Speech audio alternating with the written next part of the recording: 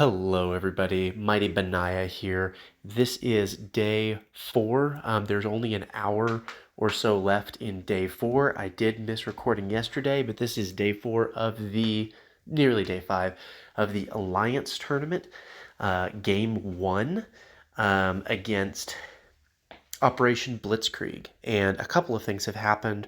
Honestly, to be quite frank, we have lost this game. The focus now is no longer on winning the game.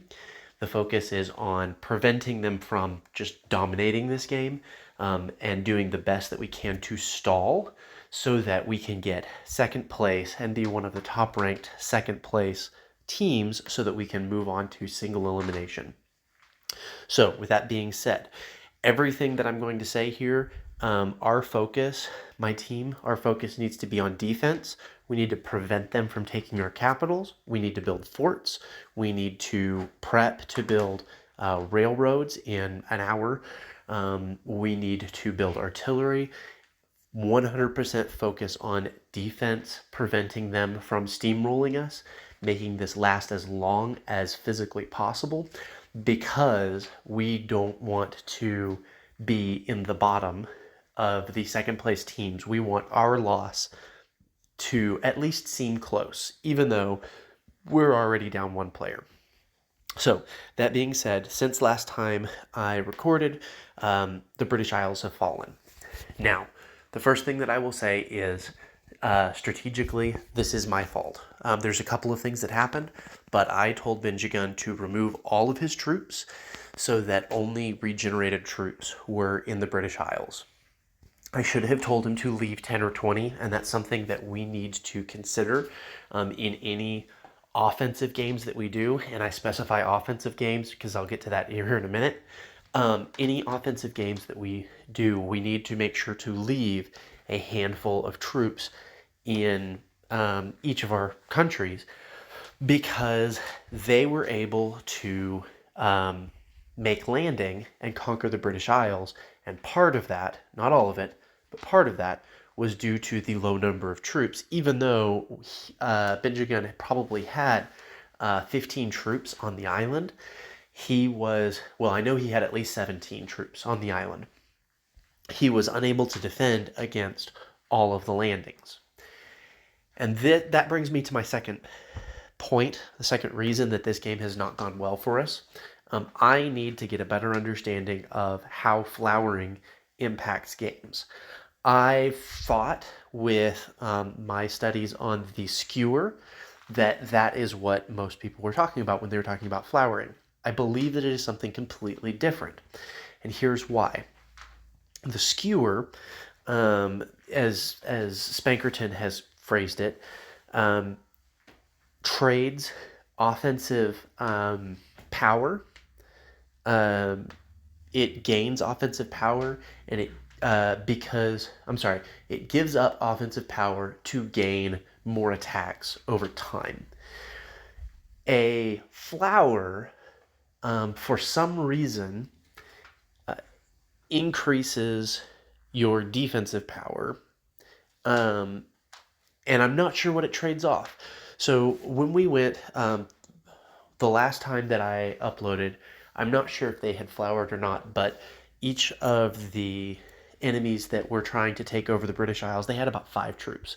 They split those into 5 petals of 1 troop each.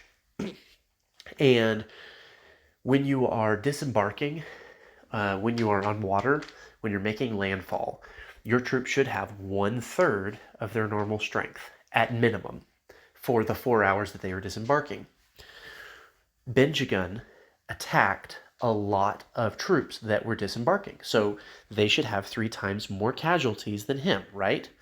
Well, that's not what happened. He had 17 casualties, and the enemy had like a total of 12. So it was even casualties at best, and really and worse casualties for Benjigun at worst.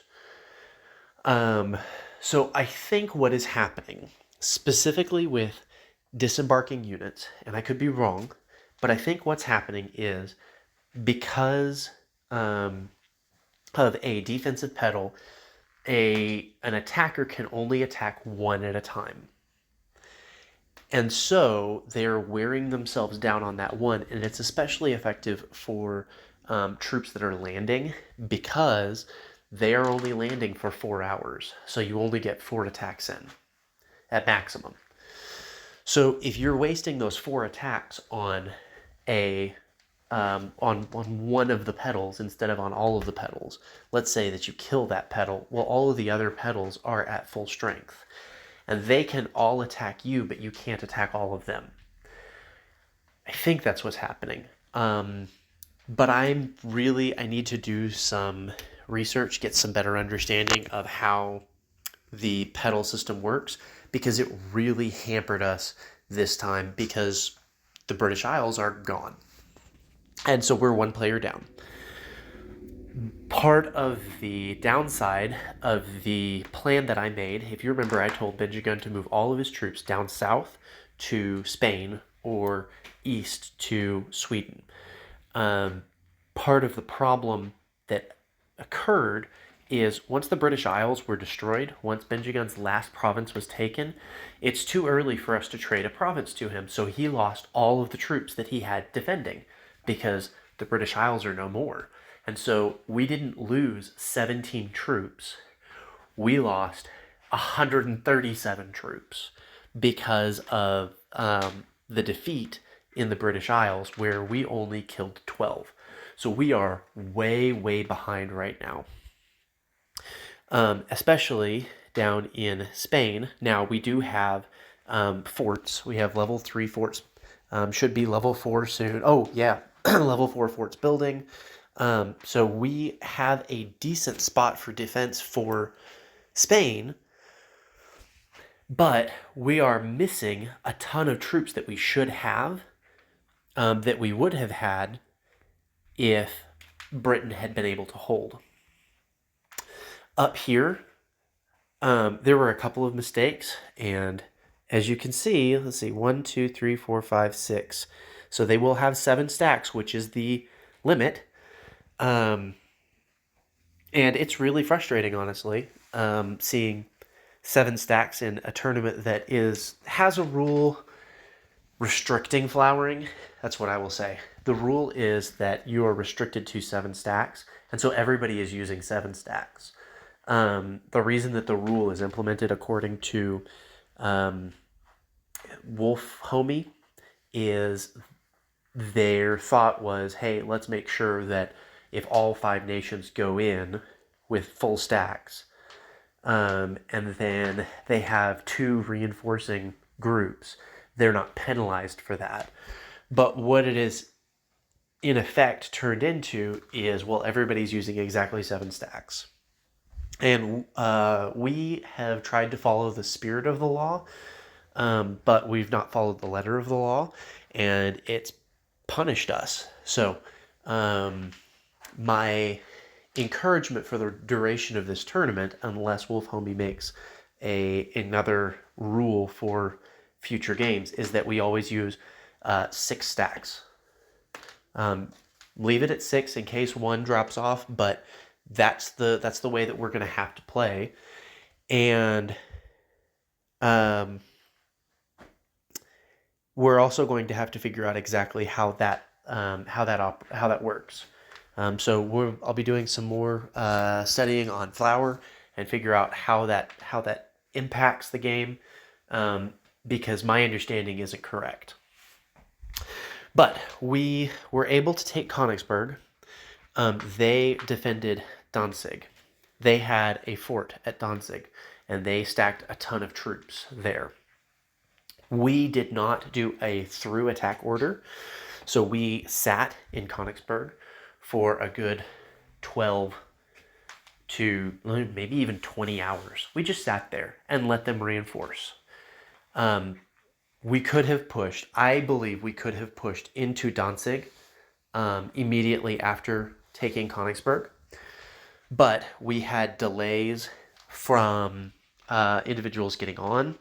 Baderick was late getting on by about 10 hours, and Hertz was busy at work and had not posted his to the border order, and so he was late getting to Königsberg. So imagine, if you will, in a perfect world. Obviously, like I made plenty of tactical mistakes, plenty of strategic mistakes. But let's say that my plan was the same, and those two orders had been executed perfectly. We would have been at the border with 200 troops, over 200 troops, and multiple cars. Russia only had a handful of cars, so 250 troops essentially, and we had taken Königsberg and had an order to push through Danzig to Berlin. They had about 140 troops in Danzig.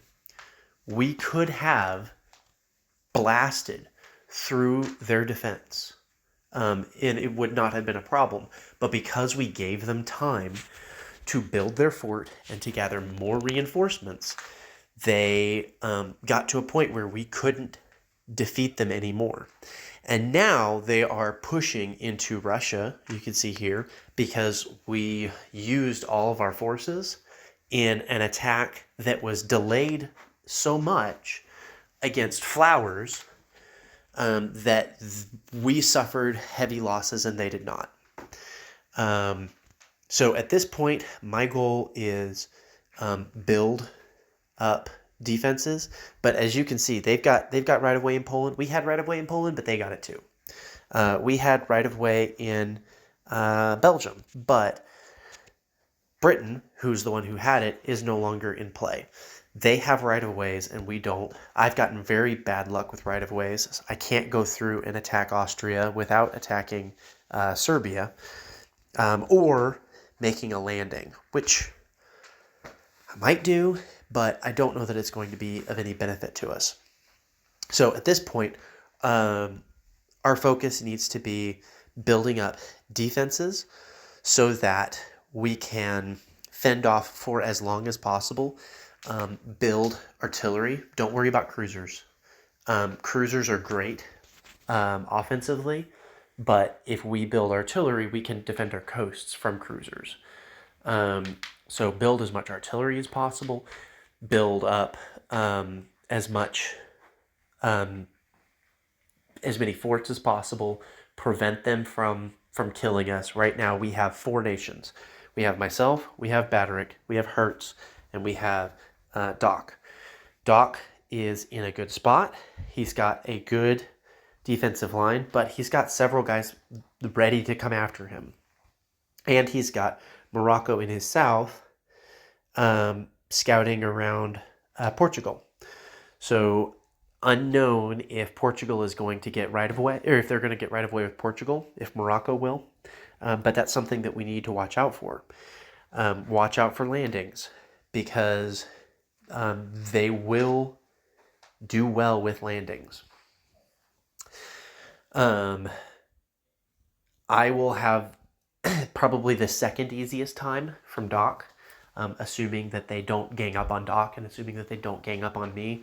I'll probably have the second easiest time, but if they get right of way with all of these nations, I'm going to have problems because I've got a lot of ground to cover. So I'm building up forts to try to help soften that blow. Russia is pretty much already in deep trouble because of this attack and this attack. There's only so much that I can do. I pushed in to try to take Lemberg because he was weak at one point, but by the time I got there, he had reinforced. And we pushed in with a bunch. Russia did, and they got defeated. So now they are, hold on. Now they're attacking with 75 troops, with cavalry in there.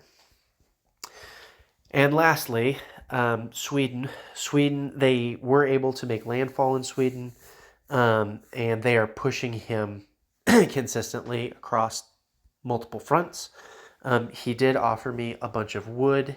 I am not entirely sure that that's the best move, as of right now because I want him to try to hold. I want Sweden, I want Hertz to try to build forts so that we're in a better place to defend.